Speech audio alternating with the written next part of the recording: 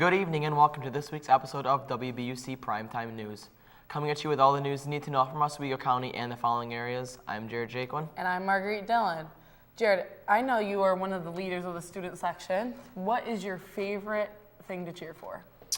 Definitely one of my favorites would have to be the football team. I love being outside, getting the crowd going, and cheering for my beloved Buccaneers. Okay.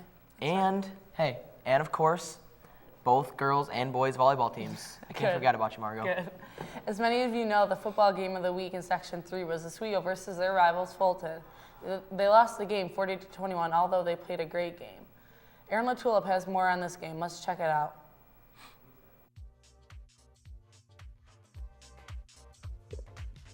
Hello, Bucks. I'm Aaron LaTulip from WBUC Primetime Sports. I was able to meet up with Coach Connors today of the Oswego varsity football team. Let's see what he had to say before the game. I'm Aaron LaTulip here with Coach Connors of the varsity football team. How you doing today, Coach? Good. Beautiful day out. Good day for practice. Getting ready for the big game. You guys are playing Fulton this weekend. How do you expect that to turn out? Well, right now we're concentrating on one day at a time, trying to win each day. We've had great practices Monday, Tuesday, and Wednesday. Hopefully we'll have a great practice today and one tomorrow. And, what we have worked on this week will carry over into how we play Saturday. How do you expect the rest of the season to turn out? Well, right now it's up in the air. I think there are several teams that we're somewhat in the ballpark with, fairly even with, and those games can go either way. And like I said, I'm really enjoying the kids that I'm coaching. The kids are working hard. They're giving me what they have. We're trying to do as much as we can coaching-wise. And we've had a lot of positives so far. We had a much better game at Phoenix, and hopefully we'll improve this weekend at Fulton and play better. And if we do, we have a chance to win the football game. How do you feel about your game in Phoenix? Was that your guys' first victory this year? That was our first win, and we did some good things. And then, we made some major mistakes, as we always do, but they were fewer. We didn't turn the ball over. And our offensive line really, dominated. And our defensive line, that was a big positive for us. So, again, I think the strength of our team this weekend is that our offensive line has to dominate the line of scrimmage. If we can do that, then we have a decent shot of moving the ball and scoring some points and being in the ball game. How do you feel about the new varsity players this year? Well, we've got a green group. We lost a lot of seniors last year, and guys are coming. Guys are improving daily. A few of the guys coming up in the JV have made huge strides. Some of the guys that didn't play a lot last year that were juniors have really stepped up to the plate this year, and we're really excited. And again, I think Eddie Sheridan's playing better. Jake Lofthouse at tailback had 160 yards last week, moving up. Connor Dryden been outstanding at linebacker. I could go on and on with the names. There's been a lot of positive things. Ian Hammond at center. I was not sold on that at 175, 80 pounds. Has been a huge plus for us. Anchor in the center of our line. So, we've had a lot of great things going on, and we've got a few seasoned veterans with Doviak and Osedek and, McTagg and some of those guys, Guzman and Voris, that have played a little last year. So they're carrying the load, and Chris Foley's kind of our middle man, and we're building around that, and hopefully we'll come home with a victory on Saturday. All right, wish you guys good luck. Thank you, Coach. Thank you. And if I missed a name, I'm sorry, all right, because I said a bunch of names. I usually don't, but I probably missed one, and someone will be mad at me at practice. All right, have a good day, everyone. Thank you.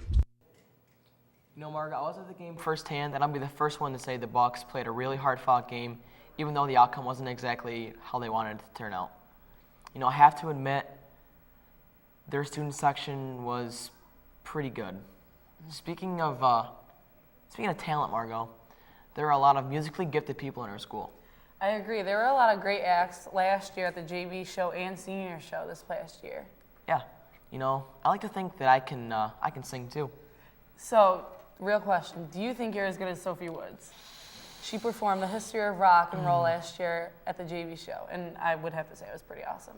I don't think I'm up to that level yet, but I agree it was pretty sweet. So, Nick Mazuka recently caught up with her in the studio to ask her some questions and to watch her perform. Let's take a look.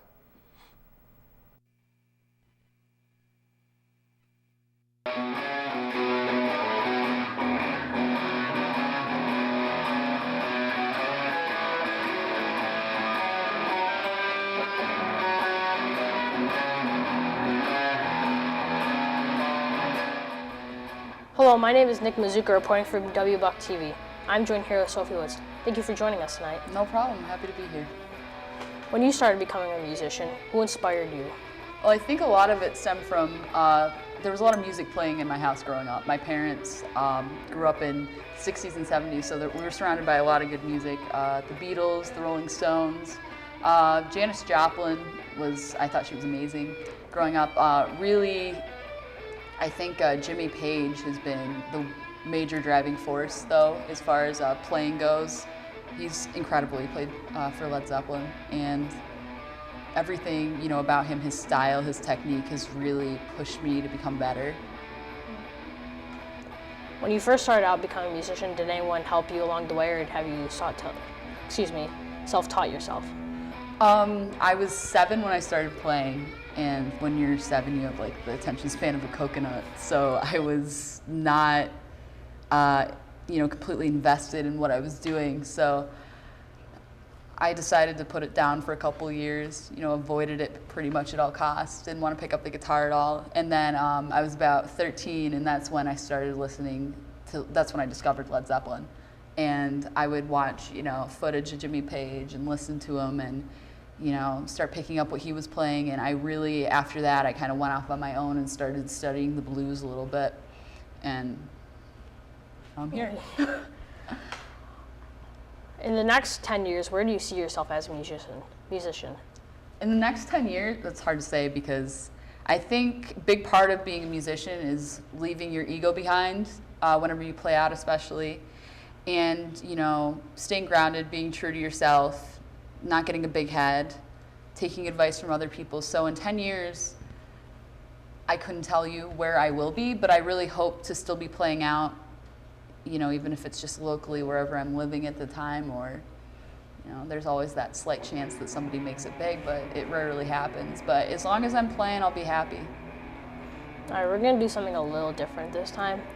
So, in 30 seconds, I'm gonna ask you some short questions, what's your favorite movie or TV show? Cool, all right. So, yeah, let's get started. What's your favorite movie? Moonstruck. Favorite color? Green. TV show? I don't have one. American Idol, we'll leave it at that. If you could collaborate with anyone, who would you want to collaborate with? Jimmy Page.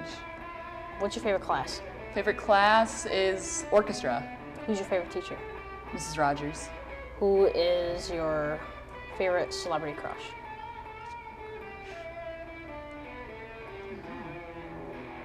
I have no idea. Eric Clapton, does that count? He's old now, though. He used to be attractive. Well, I guess back then it's fine. Yeah, we'll transport ourselves back in time. I think that's about time. Excuse me. I think that's all we have for today. Join us next time for WBuck TV. Thank you for joining. Absolutely, no problem.